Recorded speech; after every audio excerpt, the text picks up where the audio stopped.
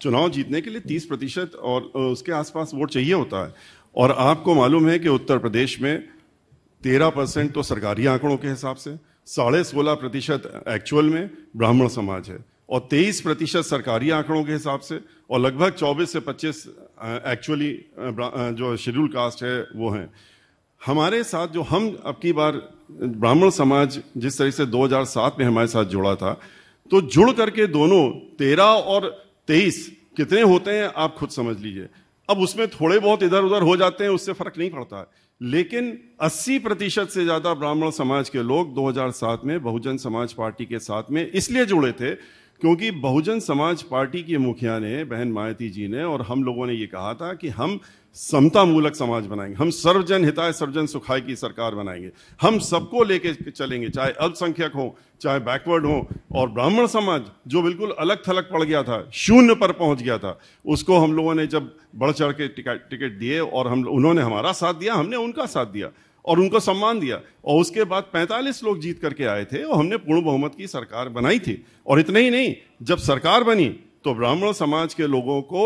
इतना मान सम्मान दिया गया, शायद ना पहले कभी मिला है, अब तो खैर मिलने का सवाल ही नहीं उठता। अब तो यहाँ पर उनको खाली नाम पूछो, रोको, और नाम अगर किसी ब्राह्मण का निकल के आ रहा है तो जो नीति है इस समय कि अगर मजबूत ब्राह्मण है तो उसको रोक के ठोक दो और गोली मार दो, चाहे सीने मारो चाहे सर में मारो, लेकिन मार दो उसको। ब्राह्मण समाज ने 2005 से 2007 के बीच में बीएसपी का रुख किया, आपको वोट भी दिया, लेकिन उसके बाद 2012 के चुनाव के बाद लगातार बीजेपी से जुड़ता रहा है ब्राह्मण समाज। अब आप कोशिश कर रहे हैं, प्रदेश भर में घूम के आपकी तमाम सभाएं हो रही हैं कि ब्राह्मण समाज एक बार फिर से बीएसपी के पास आ जाए। लेकिन जब इतने सारे चुनावों में, जब से कांग्रेस कमजोर होनी स्टार्ट हुई है, तब से अगर बीएसपी से दूर जाता रहा है ये वोट बीजेपी के पक्ष में, अब एकाएक थोड़ी है कि आपकी गाड़ी निकली और सारे के सारे ब्राह्मण आके बीएसपी को वोट फिर से दे दें, ऐसा क्यों होगा? देखिए, ऐसा है कि आपके लोग आज तक के और यूपी आज तक के ये सब लोग हमारे सम्मेलनों में आ रहे हैं और वो देख भी रहे हैं, और वो ये भी देख रहे हैं, अपनी आंखों से देख रहे हैं। हम कोई ये नहीं कि यहाँ पर बैठ के कह रहे हैं, वो आंखों से देख रहे हैं कि जितना ब्राह्मण समाज के लोग 2007 में हमारे साथ जुड़े थे, अभी तक तो हमने 19 जिले कवर किए हैं। हमको तो पूरे उत्तर प्रदेश के हर जिले को कवर करना है और हम रोज 2 जिले कर रहे हैं। आज सिर्फ आपके इस कार्यक्रम में आज भी हमारे 2 जिले थे, लेकिन जिस तरीके से उनका उत्साह बढ़ता जा रहा है और हमारे साथ आ रहे हैं, जुड़ रहे हैं, तो ये ऐतिहासिक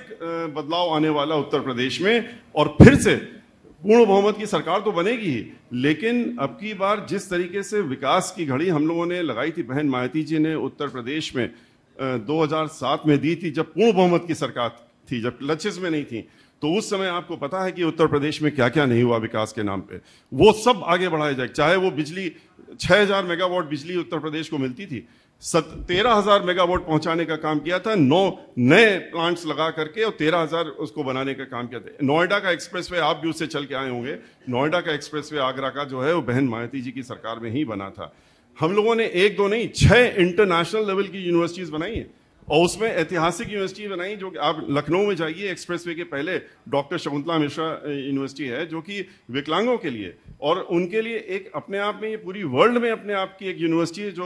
उस सरकार में दी गई थी। हम लोगों ने लगभग 5000 हाई स्कूल, हम लोग डेवलपमेंट दूसरी तरह से करते हैं, ग्राउंड लेवल से करते हैं। 5000 हम लोगों ने हाई स्कूल्स बनाए थे, और हम लोगों ने 300 हाई स्कूल इंटरमीडिएट और उसके आगे बनाए थे। हम लोगों ने लगभग 28,000 अंबेडकर गांव को समग्र विकास किया था। हम लोग दिखावे का काम नहीं करते हैं, हम लोग जमीन पे काम करते हैं। अंबेडकर विकास का जब विकास हुआ तो अंबेडकर विलेजेस का, तो उसमें समग्र विकास हुआ। और इस तरीके से आप उत्तर प्रदेश में जब भी देखेंगे, जब ब्राह्मणों की आप बात कर रहे हैं, ब्राह्मण हमारे साथ क्यों जुड़ रहा है और क्यों देख रहा है, क्योंकि उसने हमको वोट दिया।